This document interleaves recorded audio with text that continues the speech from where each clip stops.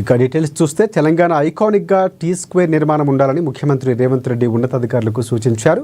November నెల చివరి వరకు వి హబ్ పనులు ప్రారంభించాలని ఆదేశించారు. ఇవాళ హైదరాబాద్ పోలీస్ కమాండ్ సెంటర్లో ఏఐ హబ్ టీ స్క్వేర్పై సీఎం సమీక్ష నిర్వహించారు. ఈ సమావేశానికి మంత్రి శ్రీధర్ బాబు, స్పెషల్ చీఫ్ సెక్రటరీలు జయేష్ రంజన్, సంజయ్ కుమార్, సీఎం ఓఎస్డీ వేముల శ్రీనివాసులు, ఇతర ఉన్నతాధికారులు హాజరయ్యారు.